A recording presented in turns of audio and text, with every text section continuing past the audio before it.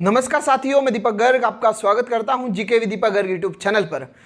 पिछली कक्षाओं में हमने मेवाड़ राजवंश शुरू किया था। उसमें जो मेवाड़ राजवंश की सामान्य सी जानकारी थी, जो ऊपरी ऊपरी जानकारी थी, वो मैंने आपको बता दी। ठीक है, आज से हम मेवाड़ राजवंश के राजाओं को पढ़ना शुरू करते हैं।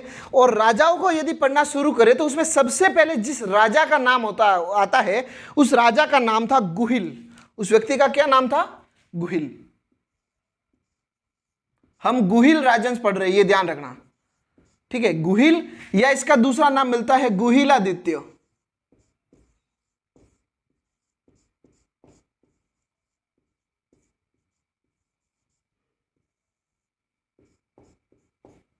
ठीक है, गुहिल या गुहिलादित्य।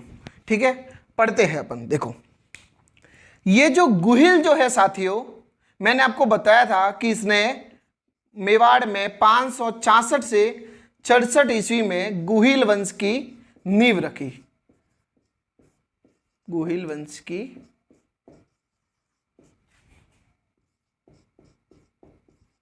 नींव रखी।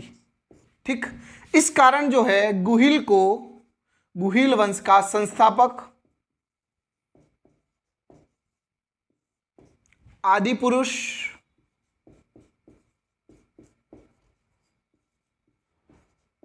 या मूल पुरुष कहा जाता है। मैंने आपको बताया था, देखो गुहिल आया सर्वप्रथम। जो हमें मेवाड़ में यदि प्राचीनतम शासक का नाम मिलता है तो वह गुहिल का मिलता है। ठीक है, तो गुहिल 566 से 67 ईस्वी में गुहिल वंश की नींव रखी इसने मेवाड़ में। इस कारण गुहिल को गुहिल वंश का संस्थापक, आदि पुरुष या मूल पुरुष कहा जाता है। तो यहां से एग्जामिनर पूछ सकता है कि गुहिल वंश का संस्थापक है तो गुहिल या गुहिलादित्य, कब इसने स्थापना की? तो 566 से 66 ईस्वी में। ठीक है, और आगे बढ़े साथियों। जो गुहिल है, इसके पिता का नाम था शिलादित्य। इसके पिता का नाम था शिलादित्य। मैं आपको एक कहानी बताऊंगा जिसमें शिलादित्य का कैसे जन्म हुआ और उनसे गुहिल का कैसे जन्म हुआ, मैं आपको बताऊंगा। बहुत बेहतरीन कहानी है। ठीक है, उसके माता का नाम था पुष्पावती।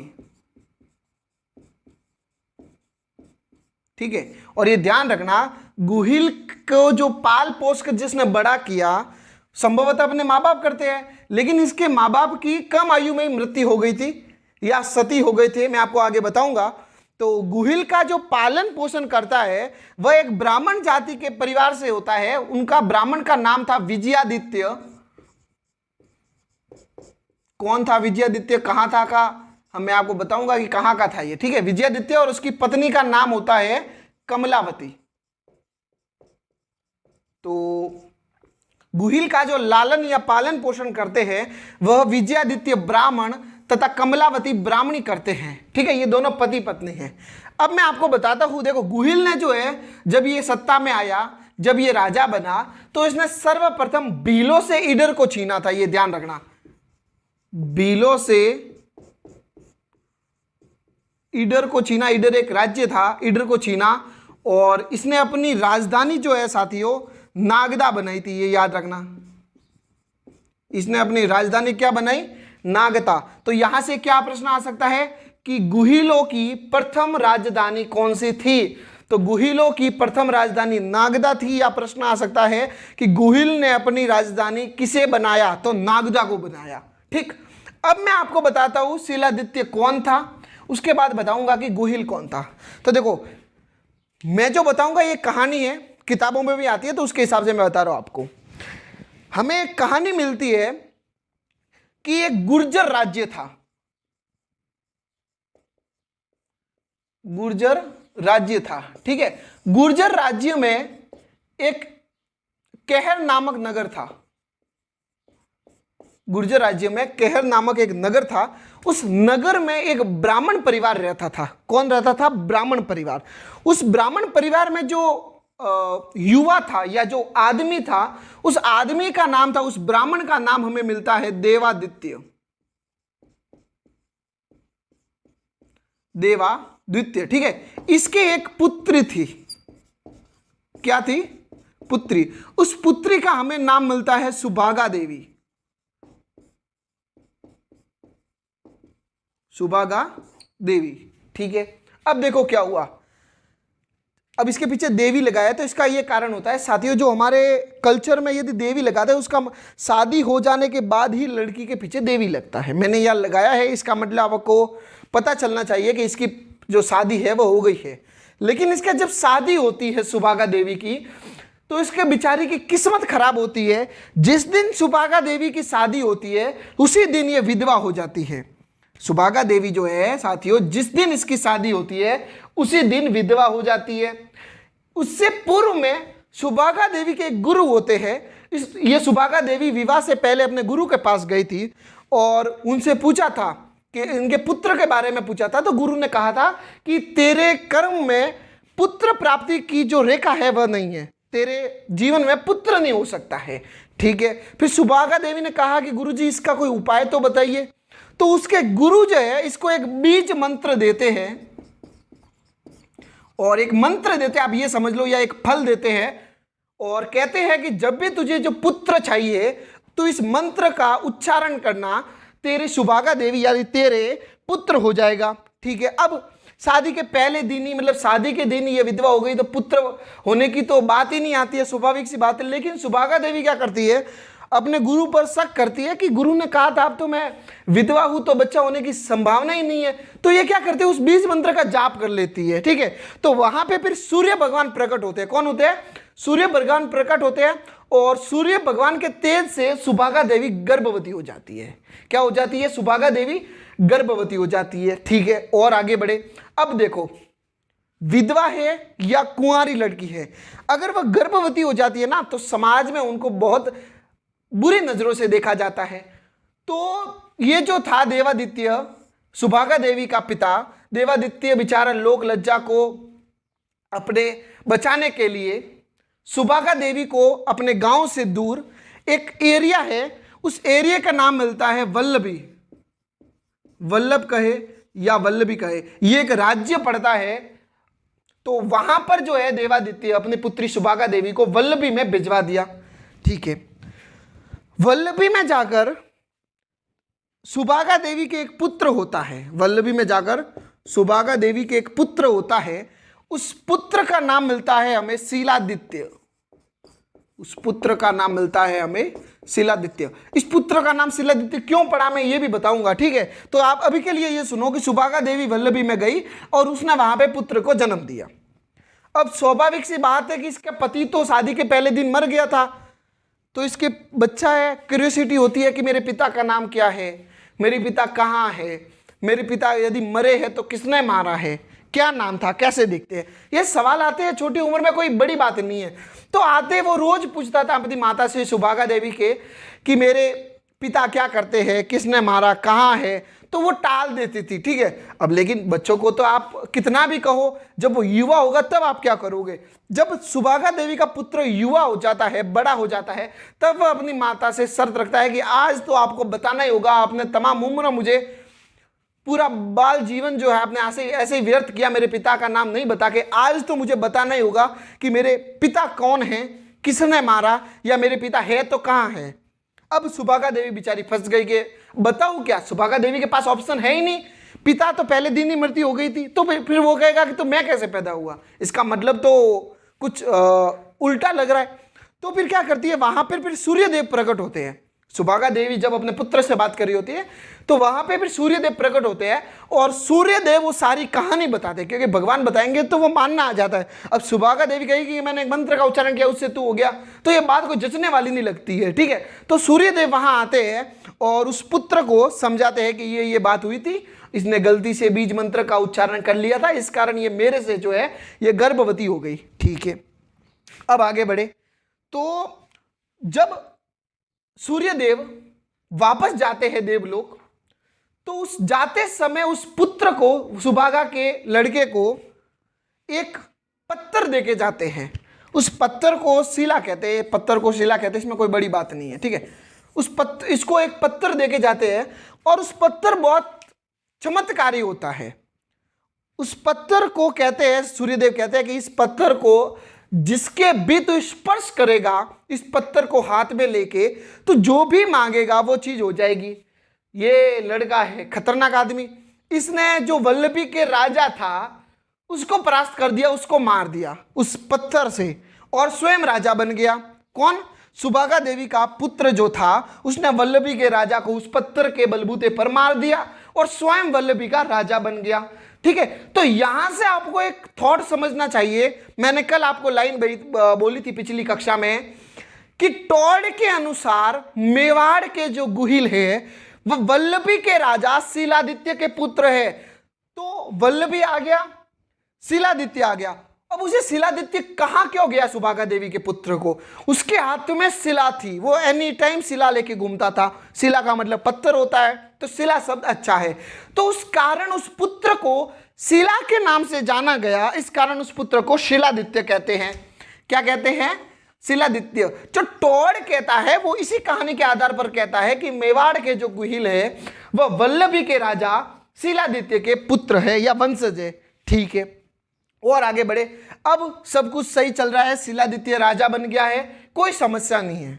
शिलादित्य के कई सारी रानी हैं और उसमें एक अहम रानी है, उस मुख्य रानी का नाम मिलता है हमें पुष्पावती। क्या नाम मिलता है? पुष्पावती। ठीक है, एक राजा के कई सारी रानियां होती है, इसमें कोई बड़ी बात नहीं है। ठीक, पुष्पावती के वही समस्या थी कि बच्चा नहीं हो रहा था। तो पुष्पावती, वैसे पुष्पावती अपने एरिया की थी, सिरोही के एरिया की थी, परमार वंशीय राजा की पुत्र थी पुष्पावती, और इसके पुत्र नहीं हो रहा था। तो इसको किसी ने कहा कि अपने आबू के पास अंबा माता का मंदिर है, उनकी बोलमा कर, उनको कह कि अगर मेरे पुत्र हो गया तो मैं आपके यहाँ अकेली आऊंगी। ठीक है, तो पुष्पावती ऐसा ही करती है, अंबा माता को कहती है, अंबा माता मुझे पुत्र प्राप्ति करा दे, मैं आपके यहाँ दर्शन करने आऊंगी। ठीक है, कोई बात नहीं।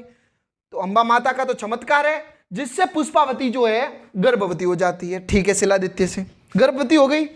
अब अंबा माता को कहा था तो दर्शन तो करना होता है, तो पुष्पावती वहां से निकलती है वल्लभी से और अपने सिरोही के क्षेत्र में आती है, अंबा माता के दर्शन करती है। ठीक है, लेकिन जब ये आती है तब इसको मालूम होता है वल्लभी में शिलादित्य पर एक आक्रमण हो जाता है। आक्रमण कौन करता है? मलेच्छ करते हैं। तो शिलादित्य पर मलेच्छों का आक्रमण हो जाता है, जिससे शिलादित्य का उस समय जो पत्थर है, शिला जो है वह कहीं गुम हो जाता है। इस कारण शिलादित्य की हार हो जाती है। शिलादित्य वहां ही उनकी जो है वीर गति को प्राप्त हो जाते हैं। कौन? शिलादित्य। ठीक है, इनकी जो तमाम रानियां थी वह जौहर कर लेती है, कोई बड़ी बात नहीं है, क्योंकि पति वीर गति को प्राप्त हो जाए तो अपने राजपूती परंपरा है इसमें कि पत्नियां जो है जौहर कर लेती है। ठीक, लेकिन जौहर करने के दो शर्तें होती है, ये ध्यान रखना। दो जो कारण यदि है तो उसमें वह महिला या लड़की जौहर नहीं करती है। एक, यदि गर्भवती महिला है तो वह जौहर नहीं कर सकती, ये ध्यान रखना। जौहर करने के नियम है, उस नियम में एक यह नियम भी है कि गर्भवती महिला जौहर नहीं कर सकती। और एक दूसरा ये है नियम, मुझे कंटेस्ट पता नहीं है, लेकिन जब तक मुझे पता है कि मुझे एक जो कुंवारी लड़की होती है वह भी जौहर नहीं करती है। ठीक, इसका मैं आगे आपको एग्जाम्पल भी बताऊंगा समय आने पर। तो शिलादित्य की एक पत्नी पुष्पावती अंबा माता के दर्शन करने गई थी, तो स्वाभाविक सी बात है वो दर्शन करने तभी गई जब वह गर्भवती हुई। तो ये गर्भवती थी, इस कारण जब इसको पता चला कि शिलादित्य अब नहीं रहे, उनकी तमाम रानियों ने जौहर कर लिया है, तो पुष्पावती स्वयं भी जौहर करना चाहती थी, लेकिन विधि विधांत अपने ऋग्वेद, अपने जो वेद है उनके हिसाब से, अपने नियम कानून के हिसाब से पुष्पावती जो है जौहर नहीं कर सकती। ठीक है, अब वो बेचारी करे क्या? तो उसके पुत्र होने तक वह इंतजार करती है, और पुत्र होने तक वह गुफा में रहती है। कौन? पुष्पावती। जिस गुफा में रहती है पुष्पावती, उस गुफा का नाम था मल्लिया। तो पुष्पावती मल्लिया नामक गुफा में रहती है और वहां एक पुत्र को जन्म देती है। गुफा में जन्म देने के कारण उस पुत्र को गुहिल कहते हैं, क्योंकि गुफा को गुह या गुहिल कहते हैं। यह ध्यान रखना। पुष्पावती ने अपने पुत्र को जन्म मल्लिया नामक गुफा में दिया। गुफा में देने के कारण, और वैसे गुफा को गोह या गुह कहा जाता है, इस कारण उस पुत्र का नाम पड़ा गुहिल। गुहिल का जन्म हो गया, शिलादित्य का करा दिया, गुहिल का करा दिया। अब मैं आगे और बताता हूं। अब जिस दिन गुहिल हुआ उसी दिन जो है पुष्पावती चाहती थी कि मैं सती हो जाऊं, ठीक।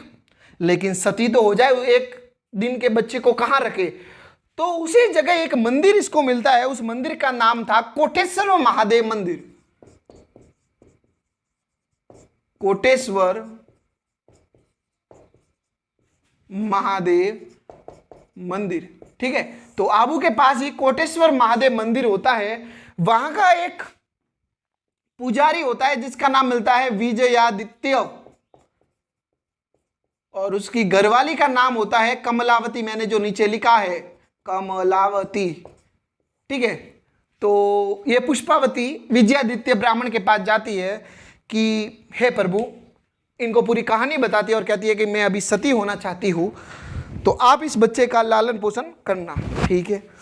अब वो जो विजयादित्य ब्राह्मण होता है वो मना कर देता है। मना करने के एक तर्क मिलता है, वह कहता है कि मैं ऐसी गुहिल, मतलब उस पुत्र को यदि मैं ले लूंगा या मैं उसका लालन पोषण करूंगा तो मैं अशुद्ध हो जाऊंगा, मैं पाप का भागीदार बन जाऊंगा, क्योंकि आप क्षत्रिय खानदान से बिलोंग करते हो। ये पुत्र भी क्षत्रिय है, ये बड़ा होगा, जब जवान होगा तब शिकार करेगा, और ब्राह्मण धर्म में पूजा करनी होती है। तो किसी भी जीव जंतु का यदि हमने हरण किया है या उसको मारा है तो वो ब्राह्मण के नियम अनुसार गलत है। हम मंदिर में भी नहीं जा सकते अगर यदि इस प्रकार के कार्य करके आ रहे तो, ठीक है। तो वो ब्राह्मण पुष्पावती को समझाता है कि आपका पुत्र क्षत्रिय है और क्षत्रिय धर्म को अपनाएगा, उसी कारण वह शिकार भी करेगा समय आने पर, तो जिससे मेरे ऊपर इसका धब्बा लग जाएगा, मैं पाप का भागीदार बन जाऊंगा, ठीक है।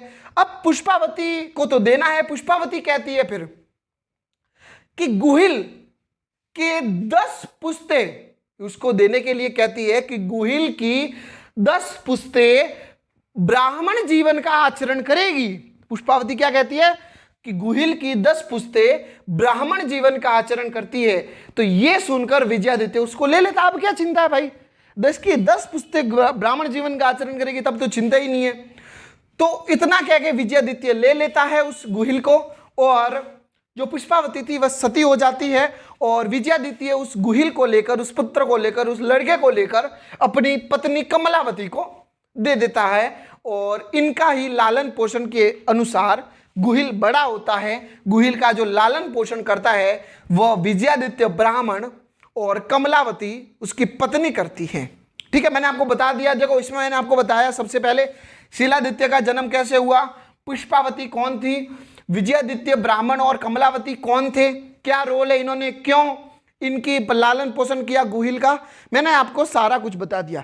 ये जो कहानी है साथियों हर किताब में लिखी हुई है, लेकिन जिस तरीके से मैंने बताया इसको आधी आधी करके बताई गई है।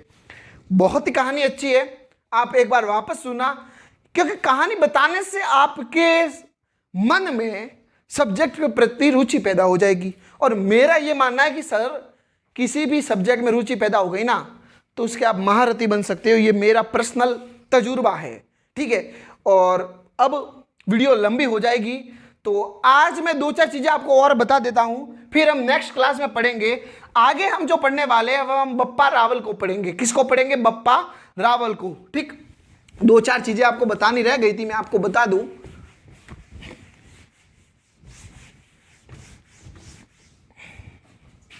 ठीक है, देखो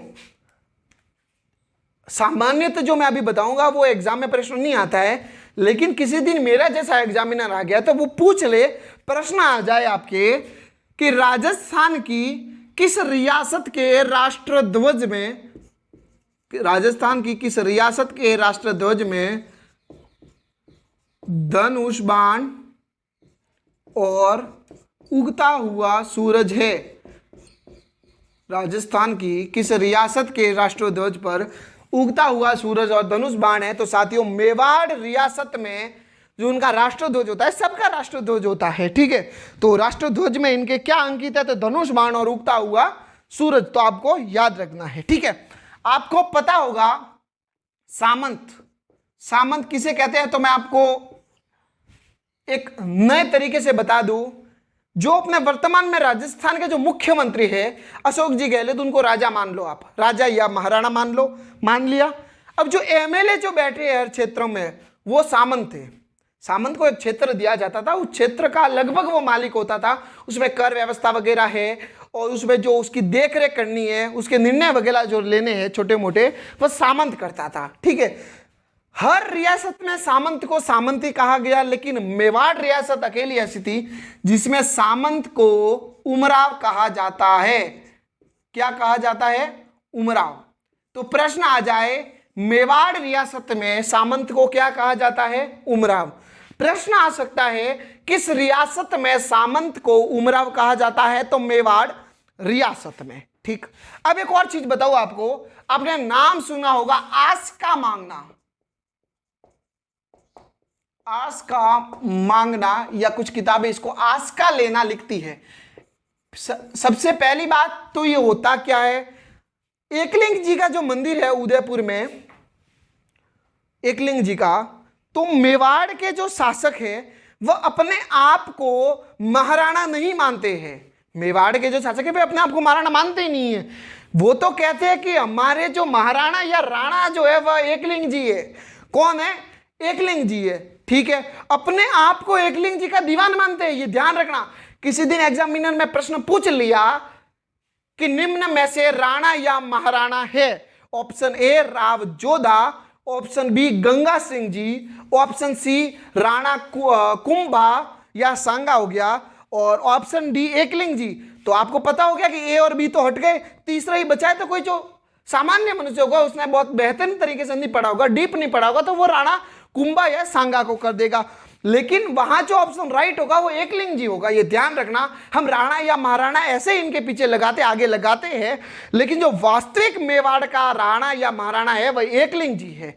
वो जो अन्य शासक भी अपने आप को एकलिंग जी का दीवान मानते हैं। ठीक, अब देखो आस्का मांगना क्या है। आस्का मांगने की दो धारणाएं आती है, दोनों बता दूं। एक तो ये है कि जब मेवाड़ राज्य में कोई बाहरी आक्रमण करता है, उस समय जो युद्ध करते समय जो आज्ञा मांगी जाती है एकलिंग जी से, उस आज्ञा मांगने के प्रोसेस को आस्का मांगना कहते हैं। ठीक, दूसरी धारणा यह है कि जब मेवाड़ के शासक अपनी राजधानी को परिवर्तित करते हैं, उस समय जो एकलिंग जी से आज्ञा मांगते हैं, उस आज्ञा के मांगने के प्रोसेस को आस्का मांगना या आस्का लेना कहते हैं। क्या कहा मैंने? आस्का मांगना या आस्का लेना।